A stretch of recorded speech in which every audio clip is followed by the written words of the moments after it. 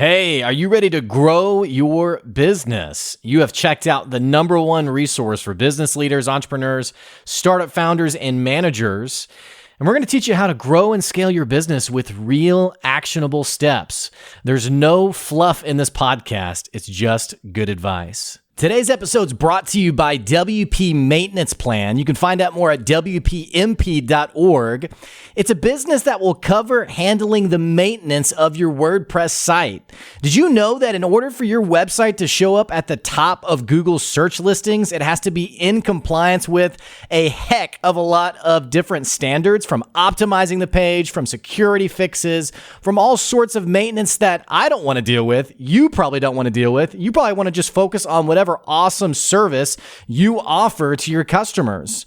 So offload all of that maintenance, all of that technical stuff to WP Maintenance Plan. They'll take care of it at a 100% satisfaction guarantee for only $49 a month. No WordPress site comes out of the box even meeting 2/3 of Google's recommendations for what a website needs to have in order to place high on its search listings. So check out WPMP.org to find out more. Check out this episode. If you're a first-time listener, make sure you subscribe to the podcast. And if you enjoy this episode, leave us a 5-star review. Today's episode's with Seeds That Feed. It's a nonprofit here in Northwest Arkansas. They're doing some pretty incredible stuff when it comes to dealing with food insecurity issues here in our local area. And also what's really impressive is how they're sort of marrying entrepreneurship and innovation with their nonprofit effort. I loved this episode. You're going to enjoy it too. Stay tuned. Here comes your good advice. And hey, get involved with supporting Seeds That Feed.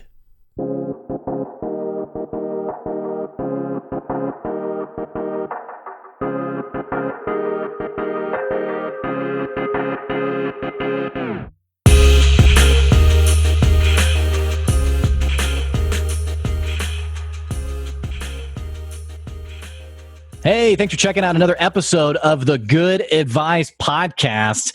I am thrilled to bring to you not one, but two amazing guests to the show today. And it's an organization that is doing some pretty incredible stuff in our Northwest Arkansas community. I think you're going to love this episode. I'm sitting down with Seeds That Feed. Specifically, I'm sitting down with Alyssa Snyder and Margaret Thomas. They're the Chief Seeder and Chief Feeder tag team at Seeds That Feed. If you don't know about Seeds That Feed, it's a nonprofit organization that is solving the food insecurity crisis by getting good, healthy food to the communities that need them. Alyssa and Margaret, thank you for joining me today. Yeah, thanks for having us. Well, now for the audience, the three of us, and as well as a friend of ours, we had all sat down and talked a little bit about your organization. I guess it was about a month ago. I love what you guys are doing. Just for the audience, can you guys talk a little bit about what is Seeds That Feed? Tell me a little bit about the organization. Sure. So, our as you said in our intro there, our mission is very simple. So we're working to get healthier foods out to those that need it most here in our region by working with specifically farms and farmers markets to collect and redirect their surplus harvests out into those areas, the neighborhoods, and the agencies that are reaching the audiences that we're trying to get to. So that's what we do at a very broad level. With that, we're looking to develop innovative strategies to do that, and really listening to the people that we're working with, and then adapting our approaches to meet the ever-changing needs of the populations that we're working with. So for us, that just means remaining really agile and, being willing to kind of adapt our strategies as we learn from the folks that we're working with. So I gotta something I want to pick up on already that you're mentioning. because and if I can be like overly simplistic for just a second, not to be rude, but a lot of times when we think about, or I would say when a lot of times a nonprofit gets mentioned, people think of very compassionate efforts, and it's really feel good and it's really warm. But you've used two terms already that I think it's pretty interesting about what you're doing for your business. You mentioned the word innovation and you mentioned staying agile. And those are very kind of business-esque terms. And people don't always associate a nonprofit with having sort of like these strategically minded things. So talk to me a little bit more about, what are you guys doing with Seeds That Feed, and do you think of yourself as a business, or do you feel like you're more of like the typical warm, feel good nonprofit? I mean, what does it look like for you guys? Both. I would definitely say both. When we first started Seeds That Feed in 2012, our whole mission was just to, we had recently graduated from college and were kind of like on the outskirts of the first recession. And we really just wanted to do something good for the community because we had time and weren't necessarily super happy with our day jobs after we graduated. So it began with, we want to do things for the community. And as, we've morphed into different molds since 2012, it's apparent that we need to run it as a business as well. Do you think nonprofits in general struggle? Like, I love what you just said, running as a business as well. Is that a challenge for nonprofits in general? Yeah, I mean, I think it can be, or it definitely is. I think it crosses the span. A lot of times, I come from a business background. I was a Walton College graduate here. And so I knew going into the business college that I wanted to use business to do the kind of the, like you said, some of the, like more of the feel good type of work. And so, I think it's and Margaret's got a strong service background, and so kind of in our other team member also brings a business background, and so I think coming into it with that kind of foundation, and then using that to kind of facilitate our passion, created a good environment. I think it's hard to run oftentimes a nonprofit like a business, for one, because I think they're viewed so separately. And I think that that's unfortunate, because I think that nonprofits should be, we should be trying to incorporate the same types of operations into a nonprofit as we have in the business world. So we should be looking for sustainable ways to generate revenue and sustain your operations, because it's so hard in the nonprofit model where you're, sometimes working with like a 3-month runway that depended on grants and donations from private donors and events, and you're constantly like chasing this small runway just to keep yourselves afloat and your work going. And so in a traditional business model, you're earning revenue, which you're able to balance with your budget and your needs for your operations. And so I think we just make it a lot harder on ourselves. How did you guys get over the naivety that people experience when they start something? Because like you're talking about, you wanted to start something really meaningful. And at some point I want to, before the podcast is over, I want to talk about how you settled on food insecurity. But what I hear from people a lot of times who maybe they're starting a nonprofit, they're very passionate and they're full of compassion for the people group that they want to help. But when you talk about that runway and that sustainability, it almost feels like it's like a bingo card. It's like you could check the box for, oh, well, we'll just get a grant. or, oh, we'll just find, and it's not just nonprofit organizations. I think entrepreneurs do the same thing. It's, oh, well, I'll just run ads on Facebook and that'll get me new clients, or I'll just, I'll go to some networking event and I'll get more clients. And a lot of times we don't realize the energy and effort that is required to actually grow something sustainable. But at the same time, it feels like you guys really, from day one, have sort of had this knack about navigating this. Is that accurate, or did you have your own growing pains? Mm-hmm. No, we've definitely had our own growing pains, for sure.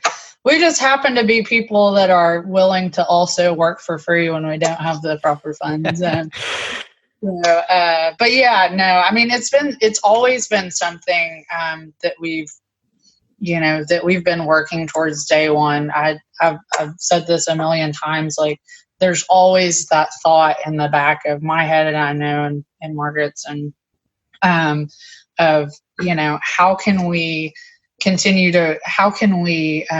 sort of monetize the work that we're doing and create sustainability in that way. And so is that, do you think, like, for like the person who maybe is unaware of, like, maybe someone on the outside, is it taboo to talk about sustainability in the form of like making money and revenue when you're a nonprofit? I think that probably historically, but from what I've seen, especially in the last year, is that, that's something that nonprofits are striving to do is to create those earned revenue streams, so they can focus more on the work and a little less on how are we going to sustain this. And in the last year specifically, we've learned a ton, and it's propelled us forward. We were in the Refed first nonprofit food recovery accelerator this in 2019, right? Mm-hmm. And I feel like that's was a major shift for us to really push us towards this sustainable model. Mm-hmm. Yeah. Yeah. So, and I think, just to add to that, what Margaret said, I think that the more that we can translate some of these some of the things that we learn in the business world into the nonprofit sector, and I think that I just, so much more could be done, and then you can get out there and really focus on what you do best, and really, like, cut back on some of the scarcity things that just are inherent in running a nonprofit. Talk to me a little bit more about that, with the scarcity mindset. Scarcity mindset. I think as running a nonprofit, you're expected to be able to do so much with a little, because you're by nature, you're supposed to pour everything that you have into the community, right? That's your goal, that's your focus, your mission. And I think lots of the times it comes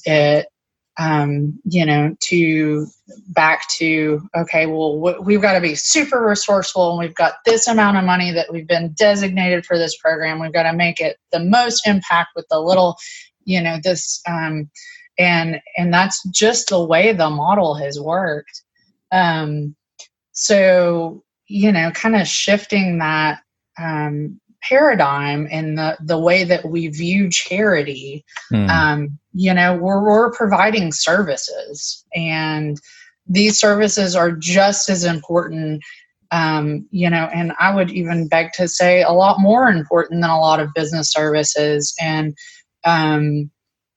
so we want to be able to create opportunities and to treat nonprofit organizations more and compensate them for the service that they're providing to the community and to humanity. So I think it's going to have to be a shift on a greater scale. But I think it's happening. It's starting now. It's just smaller. Yeah, it's starting to happen. For sure. Well, it's a little tough sometimes to take donor dollars and then have your donor understand that like you're not a superhero, like that $100 donation's not going to, now it's solved. This family will never struggle with food insecurity again.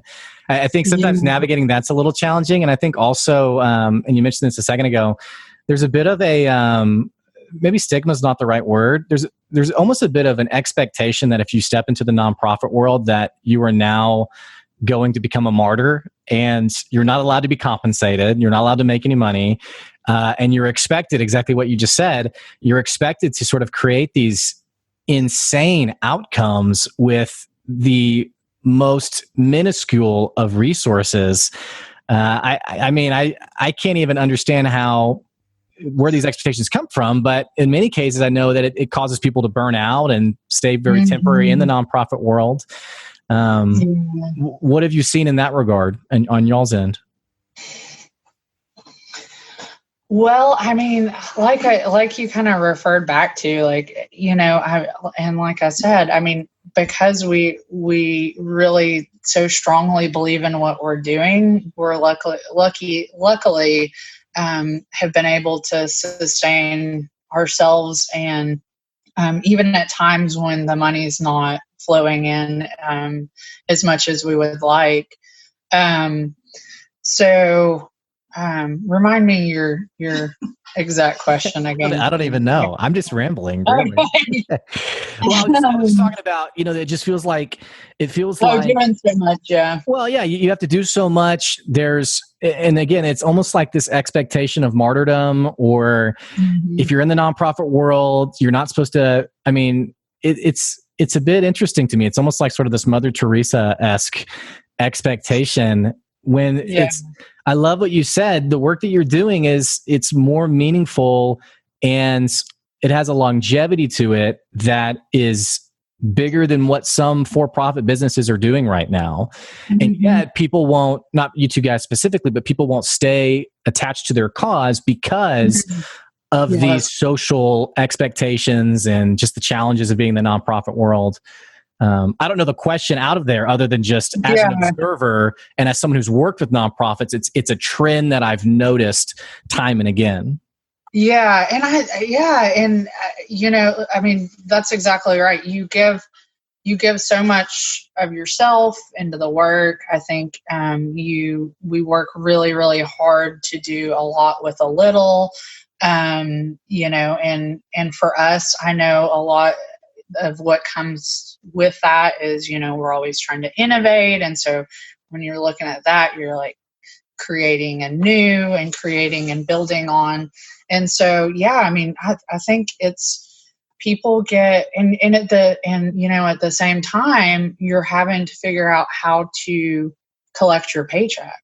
And on top of all this other stuff, you're having to figure out how to continually fund yourself in the work that you're doing, dependent on these dollars coming from someone else and believing in the work that you're doing. And so, I mean, just saying it sounds exhausting to me, and it's something that you do constantly. I think something that has helped us along this way is because we've always come at it as like not just nonprofit, but as an entrepreneurship kind of angle. And it always makes me think of the quote, being an entrepreneur, working 80 hours a week so that you don't have to work 40 hours for someone else. So, right. There's more of a willingness to keep things going and working harder, because not necessarily when you get done at the end of the day that you're actually done at the end of the day. Yeah. Right.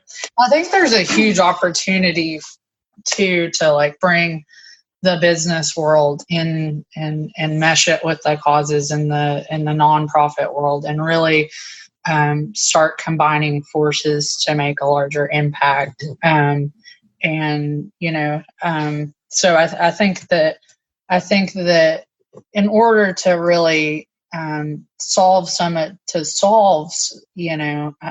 these huge issues that we're working on, it's a multidisciplinary, multifaceted system, that's all playing together. But if I can, I don't want to sound cynical, but I agree with you. But what I want to know is y'all's perspective on why does it feel like it's so challenging for that to happen? And what I mean by that is, you're not the only food insecurity program in Northwest Arkansas. There's something like 200 in some regard in Northwest Arkansas.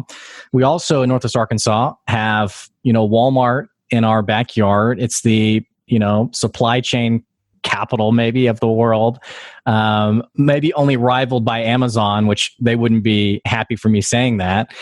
But it almost feels like we all agree that there should be this interdisciplinary effort and this thing that expands across multiple industries and business categories and verticals and what have you. And yet it almost feels like a lot of organizations really are reinventing the wheel or staying very siloed or staying very, it's like great example, this organization has a food truck. Now we all need food trucks. Instead of thinking about, okay, how can we assist? It's almost like everyone has to be the guy, so to speak. Yeah, go ahead. I was just going to say that hasn't really ever been our approach in Seeds That Feed. We've always thought of ourselves as, a segue from this food and getting it to the place where it needs to go. And that could be anywhere from, when we first started in 2012, it was direct to pantry model. And then we started learning from that and moved into a mobile pantry because there's all these, people in the community that don't go to food pantries or community meals, but are still having that same need as the people that are. They're just not getting services. And so we've kind of just found like the niches where people aren't doing the things and then trying to refine it, which I think is what has brought us to where we are today with our newest initiatives. Yeah, and I think too with that, I think it goes back to kind of that mindset that because you have these dollars that people are and organizations are all trying to get out of the same pot, and so if they look over here and this person that's just created this cool food truck program just got this funding or whatever, and it looks right. like they're able to do all these things. Well, maybe that's what we're supposed to do in order to do our work better, and so I think it just happens because people are organizations are trying to compete for the same dollars, and so it's shiny object syndrome. Yeah, exactly. Basically. Yeah, exactly. And we've always really we've always challenged ourselves to never follow the money. Just to always we do check-ins all the time. Like, is this why we're here? And if the money is saying do this, we say, is this why we're here? And to us, sometimes that is meant, that we don't have maybe those resources, but it's really kept us true to what we're doing. And I think is a reason, one of the big reasons that we're still here today, because, we've always held that very close to us. And we've listened to, the people that we're serving. That has always been kind of like our cornerstone to whether we're being successful and serving the people in the way that they want to. And I think that the shifts that we've had over the years all reflect from what we have learned from the people that are actually getting the food we're giving out. And see, there's a great concept is, you're basically saying your business is addicted to listening to your customers. Right? I mean, you're not charging them, but you've built the direction of your business out of what your people are telling you who you're serving, which it seems like a no-brainer, but time and again, a multitude of businesses don't do that. Or like you said, they do chase the money or they chase whatever is shiny or sexy or what have you. Mm-hmm. Yep. Yeah, exactly. So, we'll talk amongst other organizations and stuff too. And I'll I'll say, I like to remind our friends at other places that all of a sudden are looking to get into something totally different. Hey, like, don't forget why you're here, and if you follow that, I'm a firm believer, if you just follow that, it'll work out, and you're going to be able to continue doing and build in the way that you want to. But man, once you get off that path and you start kind of, following this other way because you feel like it's the only way you're going to get a paycheck, you just can derail yourself so quick, and all of a sudden you find yourself doing something that you never set out to do. Well, and I think what I like about what I'm hearing from you too is you're talking about really being clear on your mission and your values and what drives you, but it's not something that, goes on the wall as like a marketing piece. It's, like, hey, check out our mission statement. It's like, this is how we make our decisions here, and I think that's the other piece of it. It's how do you make strategic decisions in a way that it's going to inform the success of your business. Like, for example, you said that you are sort of allowing your customers to dictate, I keep saying customers, the people you serve, to dictate sort of how you innovate and how you stay agile. And if we can pause there for a second, I really would like to unpack what innovation looks like for you guys, because again, we use these very sexy entrepreneurial terms without really knowing what it means. And so when we talk about what innovation looks like in the nonprofit world, that is when people talk about, oh, well, here's a new way to get a grant, but it's still the same solutions. You guys, last time we talked, shared something that you're working on that I think truly is innovative. Do you want to take a second and talk a little bit about what you're doing? For sure. So, are you able to? Is it top secret or? Yeah, no, we'd love to. Yeah.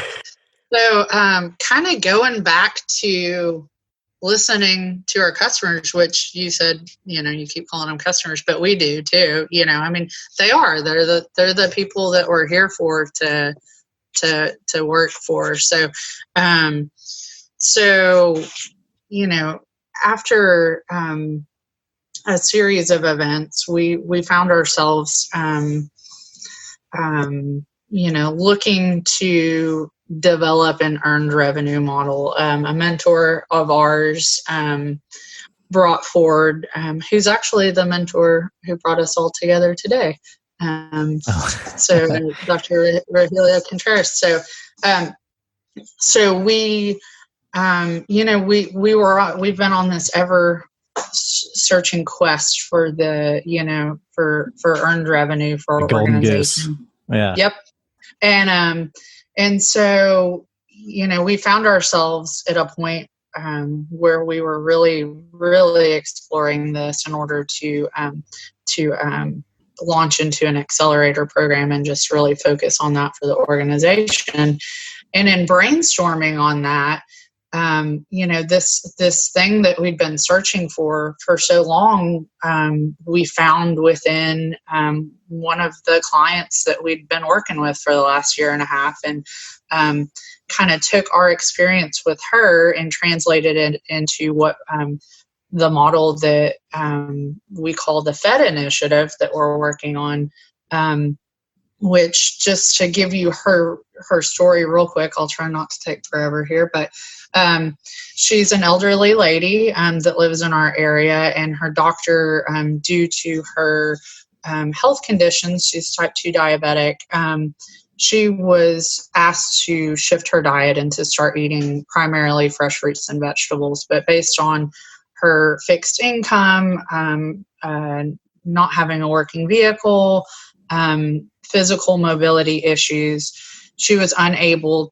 to get out there and actually be able to purchase this food. And honestly, she didn't even know what I did for work. And she kind of said, that's all well and good, but how does my doctor expect that I'm going to be able to actually pull this off? And so, I said, well, it just so happens I've got lots of access to fresh fruits and vegetables, so we'll just start delivering to you on a weekly basis. And so we did. And within a couple of months, her health started turning around. She was able to eliminate one of her medications. She was able to reduce dosage in morning and afternoon. And since we've been working with her for the last couple of years, she's lost over 22 pounds. And so we saw really the impact that this food can have on someone's health. And her doctors. Yeah. And they're asking her, what are you doing? And so she didn't really know, other than that this lady brings her vegetables every week. But, we started looking at translating that into a model that, and her name's Sheila. And we said, if this works for Sheila, how many other Sheilas are out there, and how can we turn this into something that, that we could connect and scale for other people? And so that's brought us to where we're at today, working with patients to create a home delivery model of fresh produce in order to positively affect chronic conditions that they're facing. So we've got a huge growing population of baby boomers, and by 2030 we'll have over 20% of the U.S. population over the age of 65, and a large chunk of that group of people is going to have more than one chronic condition. And so it's a time where we have to start looking at how can we start shifting health, and most chronic conditions are linked directly to diet. And so what we're doing here is we're partnering up with and working to identify patients with UAMS in order to start working to start shifting their health and build a case around this in order to bring to healthcare or health insurers. So health insurers are looking for for shifts and answers to this, because we've got a huge group of people who are going to be needing more and more healthcare services, and over 50% of healthcare spending right now is going to treating individuals with chronic conditions. So I said I would try to keep it short, but that really happens when I start talking about this. A lot of layers too. Yeah, and I get excited. Just as I'm listening, ultimately the idea is very simple. Yeah, and the simple put it simply, we're going to be getting fresh produce directly to the doors of patients experiencing chronic illness in order to start tracking improvements and bring these to the healthcare system in order to create a sustainable model where insurance, Medicare in particular, can come in and help fund this service for individuals far and wide in order to start seeing a shift that paradigm. What we're hoping is to be able to, create this pilot here and then be able to expand it to help nonprofits across the country, and helping them become more sustainable themselves. You guys are very startup-esque. What you're talking about is it's very similar to the story of any startup. And I think what's really cool is you've taken this startup-esque, innovative-esque, entrepreneurial-esque approach on your nonprofit, and to create sort of this very sustainable outcome. It's exciting to hear about, but it's also a bit unusual in the startup world. That can very easily, the startup world can very easily just fall into very compassion-driven initiatives that miss that entrepreneurial flavor. And so I think it's pretty exciting to hear about what you guys are doing. Cool. Yeah. Thank you. Not that my opinion really matters. So no, sure. That's awesome. One other thing I want to ask you about before we start to wrap up is, so you're helping people who they don't have the access to food that they need.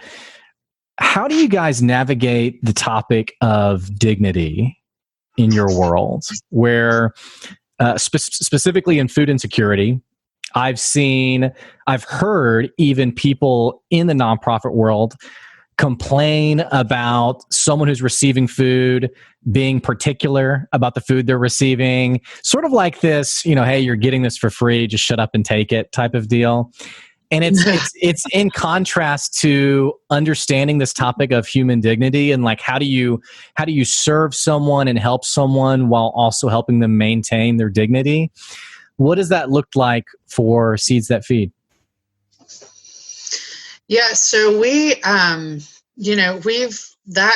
has been a thread that has been woven through the work that we've been doing since day one. I remember when we first started, or one of our quality checks for the food that we were getting from was we looked at every single piece of food that came through, and if it wasn't something that we would want to eat, it did not go any further. So that was, that's always been the case. And then from there, it became more and more so part of sort of our go-to check with ourselves was, so we saw within, and this is not to speak, illy of the systems that are set in place through like pantries and other services that are getting food out to people. But giving, if we're bringing produce somewhere and it's turned around and it's put in a bag and handed to someone, well, who knows if they like the things that are in it. And then from there, does that mean that food gets wasted if they don't like it? And then do you go back to, well, that food could have gone to someone else. And so, we found ourselves questioning, well, just because you find yourself in a position right now to need access to food, doesn't mean that we shouldn't all have the same choices as far as what we want to eat, because we find ourselves maybe not being able to afford the things that we want. Doesn't mean that we shouldn't be able to have them or choose from the things that are available. And so, that was I remember that coming in really quickly after we started. And that's why we began creating, systems where we would go out into neighborhoods and set up folding tables and spread crates of food all over the place just so that people could come in and choose what they wanted. I mean, that's how important it was from us, right? That was the first year we started. And so ever since then, we've woven that into what the models that we're creating. And so, finding yourself in a position of needing some help, it can be really hard, for people. And so we like to figure out how to make what we're doing, create it as an experience, as an opportunity. And Alyssa likes to kind of refer to our mobile pantry as like the healthy ice cream truck. Yeah. Yeah, exactly. Like, so you have a truck roll into your neighborhood and you open it up and you drop down the retractable steps and you get to go on board this truck where you then shop through shelves and your reusable bags and pick out what you want. And people leave smiling and starting to talk to their neighbors and, oh, this is what I do with okra. This is what I do with eggplant. And by the end of it, an hour has gone by, people are walking away excited, going home, looking forward to cooking what is in their bag because they picked it out. And, it's just a simple something like that can really change the way that someone feels about the situation that they're in. And so, and it goes back, it's the dignified way of getting your own food, and picking it out. And it feels less like, it's more of an event for a neighborhood rather than having to get up and go to a food pantry. What am I trying to say here? Yeah, no, I mean, that's exactly what it is. They feel chosen. Yeah. Mm-hmm. And so any way that we can incorporate, it goes back to, I think we constantly check in with ourselves, like, would I want to do it this way? Would I want to have to go through this, or can we bridge the way that it's currently being done and create another way to do it where you're still creating the same impact, but you're doing it through a different experience or through a different model. Making it fun. Yeah. And so we kind of learned later that we'd you said steer clear of technical terms, but we found out later, we're doing this human-centered design approach because we're listening to the people that we work with in the neighborhoods, and we're saying, we keep hearing this. There's something to that. Let's explore that. And then, if we keep hearing it, then let's explore. Let's do it that way. They're telling us. So we didn't even know that was a thing. Yeah, we didn't. Once we learned the term human-centered design, we were like, oh, I think we've been doing that for a long time. But yeah, so I would just to quickly say dignity is just, I think it's just part of our culture in the way that we create at Seeds That Feed. And so, I think now it's just sort of a knee-jerk thing that we try to do, but it's just part of our mission. But it's interesting. What did you call it? Human-centered design.